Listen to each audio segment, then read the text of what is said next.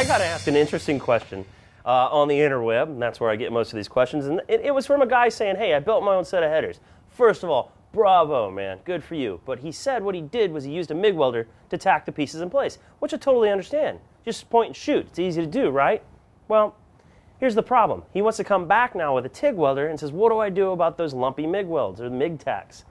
So you can see here just the physical size of the MIG weld. Now this is a piece that was tacked together I had laying around the shop. I don't have a header right now, but I found this piece of metal, and what I'm going to do is lay a TIG weld down in between these MIG welds, and what we're going to see, these actually act like a knot in a piece of wood.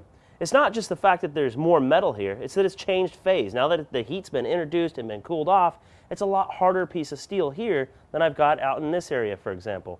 But who knows? Let's just lay the TIG weld in there and we'll see what we come up with. Alright, so I've got some 16th inch mild steel rod. Other than the thickness, this is going to be very similar to what was probably in the MIG welder that made these tacks.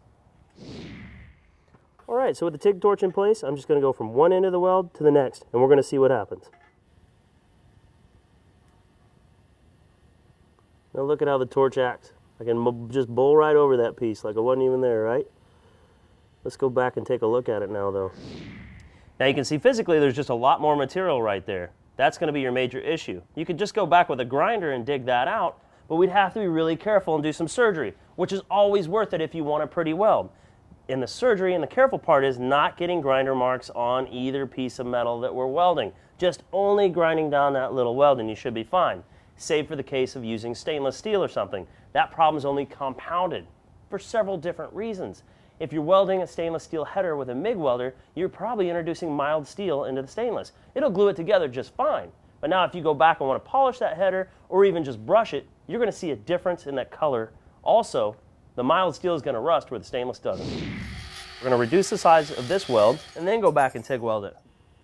You want to have just enough material gone that you can add filler rod, because if you don't and you just try cruising over it, your puddle will not look the same. Would you look at that? It's still evident where it used to be, even with that old tack weld being reduced to a fraction of its normal size. So the next strategy you probably have to go with is trying to make an oversized TIG weld. Lump the metal up this way instead of the concave fashion that it's going to have a tendency to want to do on its own, and that might get her buried. And in the sake of stainless, that's a whole different animal. I don't have time for that today. I feel like I've answered your question adequately. I hope you feel that I have.